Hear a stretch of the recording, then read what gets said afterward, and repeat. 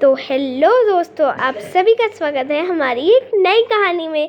तो आज की कहानी है सोनू मोनू और चमत्कारी घंटी। तो चलिए शुरू करते हैं। सोनू और मोनू दो प्यारे भाई थे जो हमेशा नए नए एडवेंचर ढूंढने में लगे रहते थे। एक दिन जब दोनों अपने गांव के पास वाले जंगल में घूमने गए तो उन्हें एक पुरानी घंटी बेल मिली। घंटी धीरे से चमक रही थी और उसके आसपास एक अजीब सी रोशनी फैल रही थी। ये देखो मोनू, ये कोई आम घंटी नहीं लग रही। सोनू ने हैरानी से कहा। मोनू ने घंटी को हाथ में उठाया और जैसे ही उसने उसको बजाया, एक जोर का चमकदार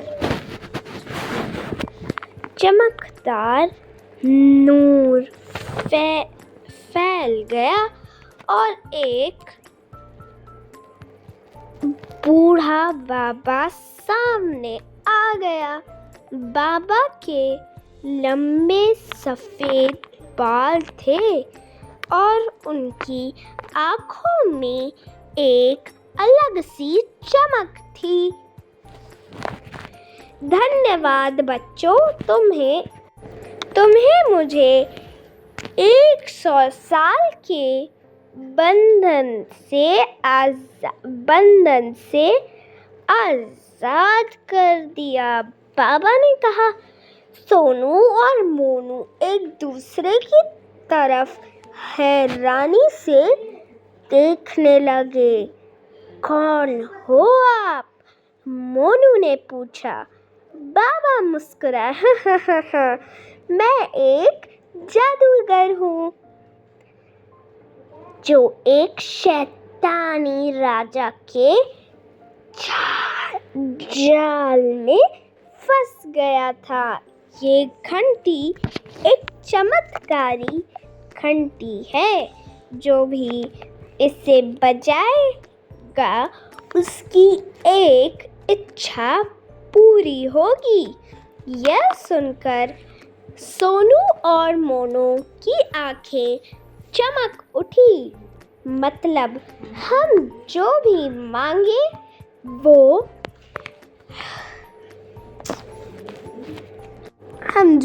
मांगे वो सच हो जाएगा।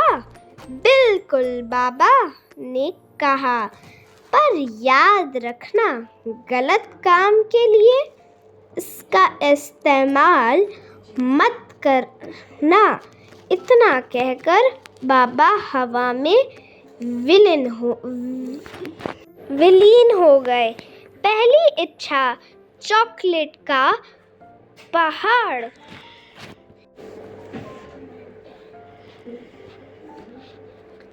सोनू ने तुरंत घंटी बजाई और बोला, हमें चॉकलेट का पहाड़ चाहिए। बस एक पल में उनके सामने एक बड़ा सा पहाड़ चॉकलेट से भर गया। दोनों खुशी से उछलने लगे, यहू, और चॉकलेट खाने लगे। वाह, ये तो कमाल हो गया, मोनू बोला। पर जब गांव के बच्चे वहां आए और सबने मिलकर चॉकलेट खाना शुरू किया तो धीरे धीरे पहाड़ पिघलने लगा और सब के हाथ मुंह चिपक गए। गांव वाले गुस्सा हो गए कि इतनी ज्यादा चॉकलेट ने सब जगह गंदगी फैला दी। सोनू और मोनू समझ गए कि बिना सोचे समझे इच्छा मांगना सही नहीं है। दूसरी इच्छा, सोनू का महल। इस बार मोनू ने घंटी बजाई और बोला, हमें एक सोने का महल चाहिए। और एक बड़ा सा सोने का महल उनके सामने खड़ा हो गया। दोनों खुशी से उसमें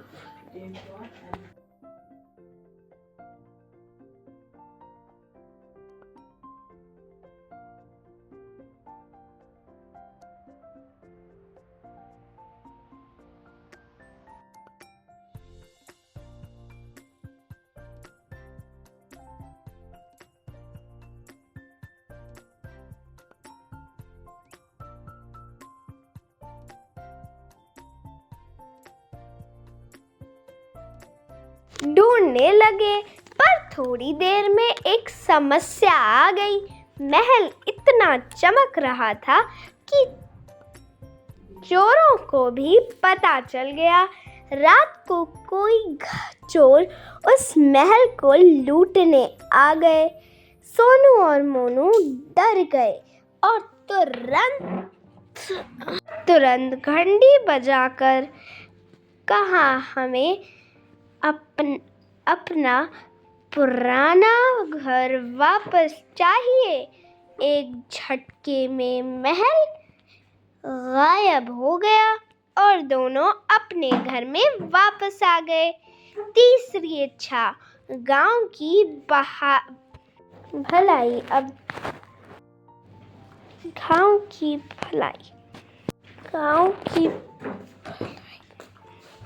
भलाई। अब दोनों समझ गए थे कि सिर्फ अपने लिए इच्छा मांगना गलत है।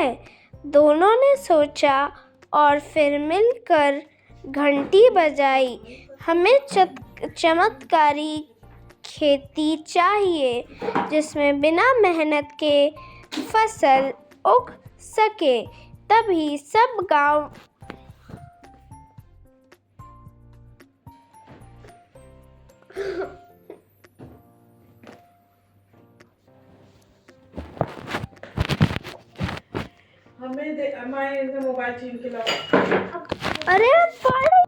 फसल उग सके ताकि सभी गांव वाले सुखी रहने।